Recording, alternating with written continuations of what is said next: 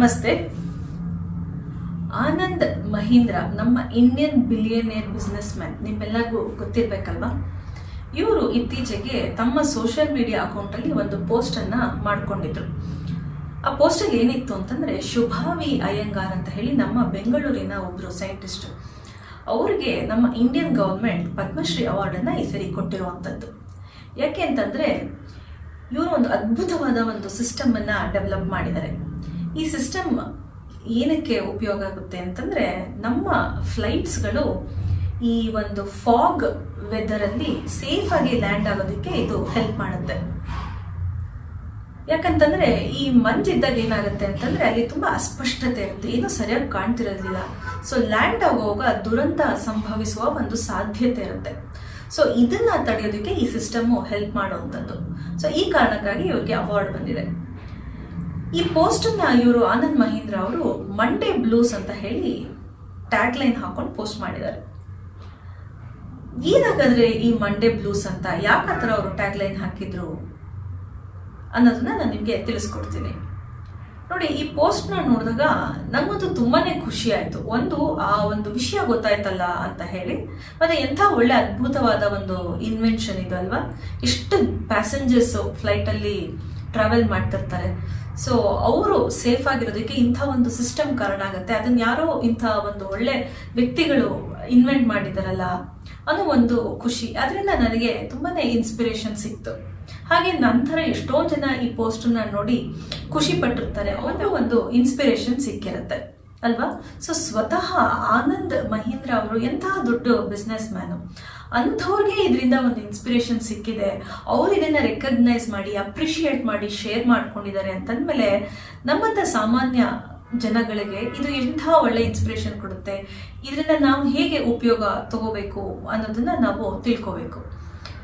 ಮತ್ತೆ ಈ Monday blouse ಅಂದ್ರೆ ಏನಪ್ಪಾ ಅಂತಂದ್ರೆ, ಕೆಲವೊಬ್ಬರಿಗೆ ಈ ರಜೆ ದಿನಗಳನ್ನ ಮುಗಿಸ್ಕೊಂಡು ಮತ್ತೆ ಈ ಸೋಮವಾರನ ಪ್ರಾರಂಭ ಮಾಡೋದಕ್ಕೆ ತುಂಬಾನೇ ಕಷ್ಟ ಆಗತ್ತೆ. ಅವ್ರಿಗೆ ಒಂದು ಒತ್ತಡ, ಒಂದು ಆತಂಕ, ತುಂಬಾನೇ ಬೇಜಾರು, ನಿರುತ್ಸಾಹ ತುಂಬಾನೇ ಕಾಡುವಂಥದ್ದು.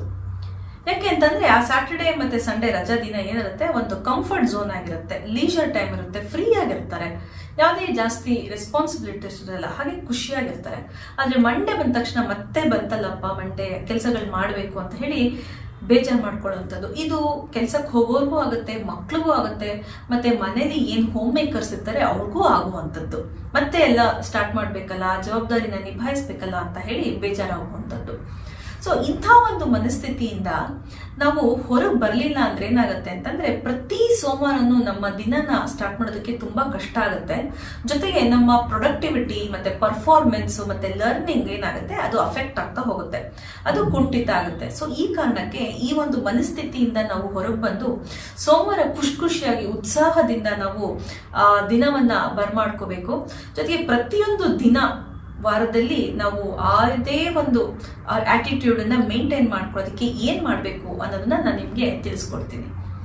ಈ ಮಂಡೇ ಬ್ಲೂಸ್ ಅನ್ನೋ ಒಂದು ಮನಸ್ಥಿತಿಯಿಂದ ನಾವು ಹೊರಗೆ ಬರ್ಬೇಕು ಅಂತಂದ್ರೆ, ಮೊದಲು ಏನ್ ಮಾಡ್ಬೇಕು ಅಂತಂದ್ರೆ, ನಾವು ನ್ಯೂಸ್ ನೋಡ್ತಾ ಇರ್ತೀವಿ ಅಥವಾ ಸೋಷಿಯಲ್ ಮೀಡಿಯಾ ಫೀಡ್ಸ್ಗಳು, ಪೋಸ್ಟ್ ರೀಲ್ಸ್ಗಳನ್ನ ನೋಡ್ತಾ ಇರ್ತೀವಿ ರಜೆ ದಿನಗಳಲ್ಲಿ.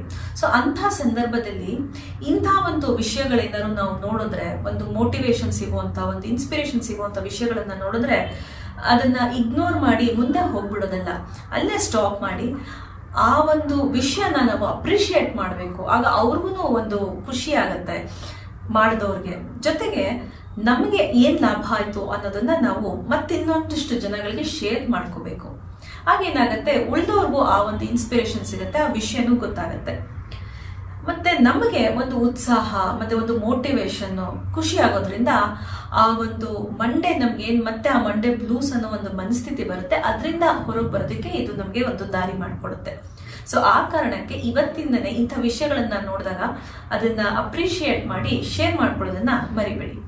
ಇನ್ನು ಎರಡನೇದು ಏನಪ್ಪಾ ಅಂತಂದ್ರೆ, ಈ ಮಂಡೇ ಬ್ಲೂಸ್ ಅನ್ನೋ ಒಂದು ಮೈಂಡ್ ಸೆಟ್ ಏನಿದೆ, ಅದನ್ನ ನಾವು ಮಂಡೇ ಬ್ಲೂಮ್ ಅನ್ನೋ ಒಂದು ಮೈಂಡ್ ಸೆಟ್ಗೆ ಶಿಫ್ಟ್ ಮಾಡ್ಕೋಬೇಕು. ಮಂಡೇ ಬ್ಲೂಮ್ ಅಂತಂದ್ರೆ ಅರಳುವಂಥದ್ದು.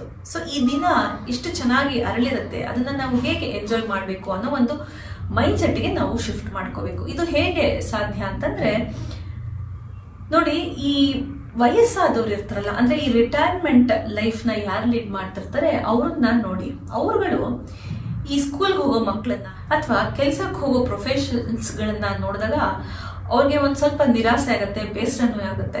ಜೊತೆಗೆ ಅವರು ಫ್ಲಾಶ್ ಬ್ಯಾಕ್ಗೆ ಹೋಗ್ತಾರೆ. ನನ್ನ ಹತ್ರ ಆ ದಿನಗಳಿಲ್ವಲ್ಲ, ಆ ದಿನಗಳಲ್ಲಿ ನಾನು ಎಷ್ಟು ಚೆನ್ನಾಗಿ ಕೆಲ್ಸಕ್ಕೆ ಹೋಗ್ತಾ ಇದ್ದೆ, ಎಷ್ಟು ಚೆನ್ನಾಗಿತ್ತು ಆ ಲೈಫು, ನನ್ನ ಸ್ಕೂಲ್ ಲೈಫ್ ಎಷ್ಟು ಚೆನ್ನಾಗಿತ್ತು, ಮತ್ತೆ ಆ ದಿನಗಳು ನನಗೆ ಬರಲ್ಲ ಅನ್ನೋ ಒಂದು ಹತಾಶೆ ಮತ್ತೆ ಆ ಒಂದು ಬೇಸರನ ನಾವು ಅವ್ರ ಮುಖದಲ್ಲಿ ಕಾಣಬಹುದು.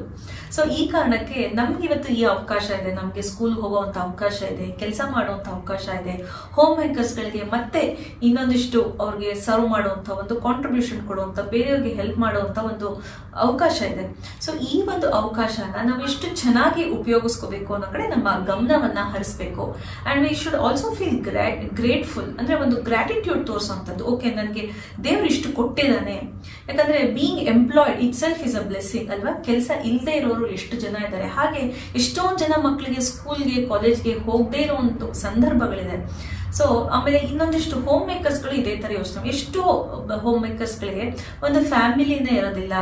ಸೊ ಅಂಥವ್ರನ್ನ ನೋಡಿದಾಗ ನಮ್ಗೆ ಏನಿವತ್ತು ಒಂದು ಅವಕಾಶ ಇದೆ, ಅದನ್ನ ಎಷ್ಟು ಚೆನ್ನಾಗಿ ನಾವು ಉಪಯೋಗಿಸ್ಕೋಬಹುದು, ಅದರಿಂದ ನಾವು ಏನು ಲಾಭ ಪಡಿಬಹುದು, ಮತ್ತೆ ಎಷ್ಟು ಖುಷಿಯಾಗಿ ಆ ಒಂದು ಕ್ಷಣವನ್ನ ಕಳಿಬೇಕು ಅನ್ನೋದು ನಮ್ಗೆ ಗೊತ್ತಾಗುತ್ತೆ. ಇನ್ನು ಮೂರನೇ ಟಿಪ್ ಏನಪ್ಪಾ ಅಂತಂದ್ರೆ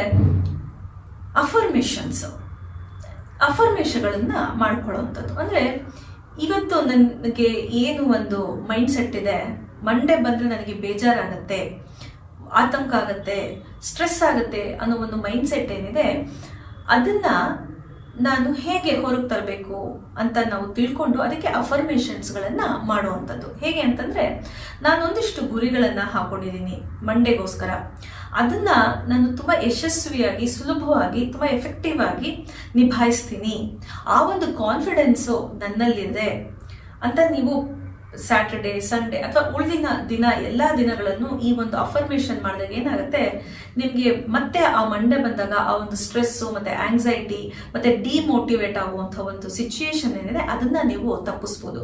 ಸೊ ಈ ಕಾರಣಕ್ಕೆ ಪ್ರತಿದಿನ ಈ ಒಂದು ರಿಪೀಟೆಡ್ ಅಫರ್ಮೇಷನ್ಸ್ಗಳನ್ನ ಮಾಡಿದಾಗ ನಿಮ್ಮ ಮೈಂಡ್ ಅದನ್ನ ರಿಜಿಸ್ಟರ್ ಮಾಡಿಕೊಂಡು ಪಾಸಿಟಿವ್ ಆಗ್ತಾ ಹೋಗುತ್ತೆ. ಇನ್ಫ್ಯಾಕ್ಟ್ ಆ ಮಂಡೇಗೋಸ್ಕರ ಕಾಯುತ್ತೆ, ಯಾಕಂದ್ರೆ ಅಷ್ಟು ಒಂದು ಪಾಸಿಟಿವ್ ಎನರ್ಜಿ ನಿಮ್ಮಲ್ಲಿ ಬಂದಿರುವಂಥದ್ದು. ನಾನು ಏನ್ ಮಾಡ್ಬೇಕು ಮಂಡೇ ಅನ್ನೋ ಒಂದು ಉತ್ಸಾಹ, ಒಂದು ಎಕ್ಸೈಟ್ಮೆಂಟ್ ನಿಮ್ಮಲ್ಲಿ ತುಂಬಿಕೊಂಡಿರುತ್ತೆ. ಸೊ ಈ ಕಾರಣಕ್ಕೆ ಇವತ್ತಿನನೇ ಅಫರ್ಮೇಷನ್ಸ್ಗಳನ್ನ ನೀವು ಸ್ಟಾರ್ಟ್ ಮಾಡ್ಬೋದು. ಇನ್ನು 4ನೇ ದಿನಪ್ಪ ಅಂತಂದ್ರೆ ಪ್ಲಾನಿಂಗ್. ಈ ಸ್ಯಾಟರ್ಡೆ, ಸಂಡೇ ಬಂದಾಗ ನೀವು ಒಂದು ಪುಟ್ಟದಾಗಿ ಪ್ಲಾನ್ ಮಾಡ್ಕೋಬಹುದು ಮಂಡೇಗೋಸ್ಕರ. ಸೊ ಈ ಕೆಲ್ಸಕ್ಕೆ ಹೋಗೋರು ಮಂಡೇ ಏನೇನ್ ಚಾಲೆಂಜಸ್ ಇದೆ, ಯಾವ ಟಾರ್ಗೆಟ್ ಇದೆ, ಯಾವ್ಯಾವ ತರ ಮೀಟಿಂಗ್ಸ್ ಇದೆ ನನಗೆ ಅಂತ ಹೇಳಿ ಒಂದು ಪ್ಲಾನ್ ಮಾಡ್ಕೊಳ್ಳೋದು, ಆ ಮಂಡೇನ ಸ್ಕೆಡ್ಯೂಲ್ ಮಾಡ್ಕೊಳ್ಳೋದು. ಆಗೇನಾಗುತ್ತೆ, ಮಂಡೇ ಬಂದಾಗ ಆ ಒಂದು ಚಾಲೆಂಜಸ್ ನೀವು ಎಕ್ಸ್ಪೆಕ್ಟ್ ಮಾಡಿರ್ತೀರಾ, ಮತ್ತೆ ಆ ಒಂದು ಸ್ಕೆಡ್ಯೂಲ್ ಅನ್ನ ನೀವು ನಿಭಾಯಿಸೋದಕ್ಕೆ ನಿಮ್ಗೆ ಈಸಿ ಆಗುವಂಥದ್ದು.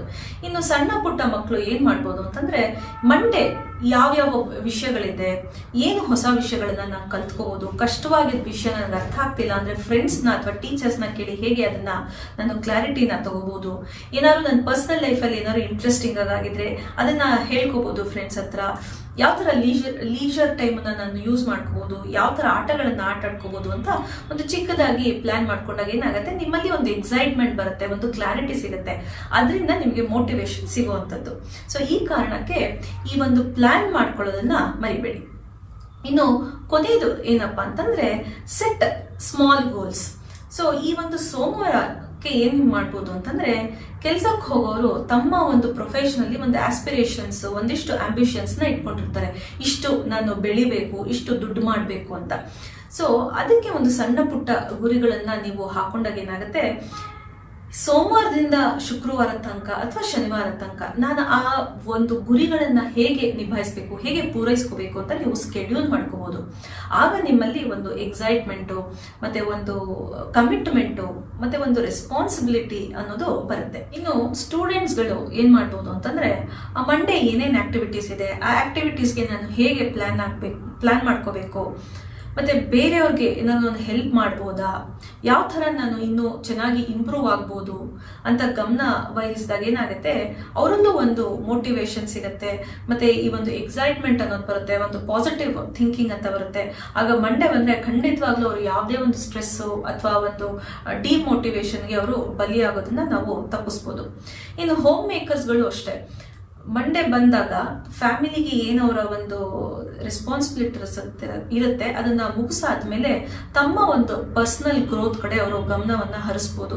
ಸೊ ಅವರ ಹೆಲ್ತ್ ಅನ್ನ ಹೇಗೆ ಮೇಂಟೈನ್ ಮಾಡ್ಬೋದು, ಅಥವಾ ಅವ್ರಿಗೆ ಏನಾದ್ರು ಹವ್ಯಾಸಗಳಿದ್ರೆ ಹವ್ಯಾಸಗಳನ್ನ ಹೇಗೆ ಬೆಳೆಸ್ಕೊಳ್ಳೋದು, ಅದಕ್ಕೆ ಹೇಗೆ ಟೈಮ್ನ ಕೊಡೋದು ಅಂತ ಹೇಳಿ ಅವ್ರು ಯೋಚನೆ ಮಾಡಿದಾಗ ಏನಾಗುತ್ತೆ, ಅವ್ರಿಗೂ ಒಂದು ಗುರಿ ಸಿಗುತ್ತೆ. ಮತ್ತೆ ಈ ಸೋಮವಾರನ ಇದು ಮಂಗಳವಾರನ ಅನ್ನೋ ಒಂದು ಯೋಚನೆ ಬರೋದಿಲ್ಲ. ಯಾವ ದಿನ ಆದ್ರೇನು ನನಗಿಷ್ಟು ಕೆಲಸಗಳಿದೆ, ಅದನ್ನ ನಾನು ಮಾಡಬೇಕು, ನನ್ನ ಗುರಿಗಳನ್ನ ಪೂರೈಸ್ಕೋಬೇಕು ಅನ್ನೋ ಕಡೆ ಗಮನ ಹೋದಾಗ ಆ ಒಂದು ಮೋಟಿವೇಶನ್, ಆ ಒಂದು ಪಾಸಿಟಿವ್ ಎನರ್ಜಿ ತಂತಾನಾಗಿ ಬರುವಂಥದ್ದು. ನೋಡಿದ್ರ ಎಷ್ಟು ಸುಲಭವಾದ ಟಿಪ್ಸ್ಗಳು. ಇದನ್ನ ಫಾಲೋ ಮಾಡಿದ್ರೆ ಖಂಡಿತವಾಗ್ಲೂ ನಿಮ್ಮ ಈ ಒಂದು ಮಂಡೇ ಬ್ಲೂಸ್ ಅನ್ನೋ ಮನಸ್ಥಿತಿಯಿಂದ ಪ್ರತಿಯೊಬ್ರು ಕೂಡ ಹೊರಗೆ ಬಂದು ಮಂಡೇನು ಮತ್ತೆ ಟ್ಯೂಸ್ಡೇ, ವೆನ್ಸ್ಡೇ ಯಾವುದೇ ದಿನಗಳಾಗಲಿ ಅದನ್ನ ಖುಷಿಯಿಂದ ಚೆನ್ನಾಗಿ ಸ್ಪೆಂಡ್ ಮಾಡ್ಬೋದು. ನಿಮಗೇನಾದ್ರು ಇವತ್ತು ಈ ವಿಡಿಯೋ ಇಷ್ಟ ಆಗಿದ್ರೆ ದಯವಿಟ್ಟು ಲೈಕ್ ಮಾಡಿ, ಕಮೆಂಟ್ ಮಾಡೋದನ್ನ ಮರಿಬೇಡಿ. ಹಾಗೆ ಬೇರೆಯವ್ರ ಜೊತೆನೂ ಶೇರ್ ಮಾಡ್ಕೊಳ್ಳಿ ಅಂತ ಹೇಳ್ತಾ ಇವತ್ತಿನ ಈ ಸಂಚಿಕೆಯನ್ನ ಮುಗಿಸ್ತಾ ಇದ್ದೀನಿ. ಧನ್ಯವಾದ.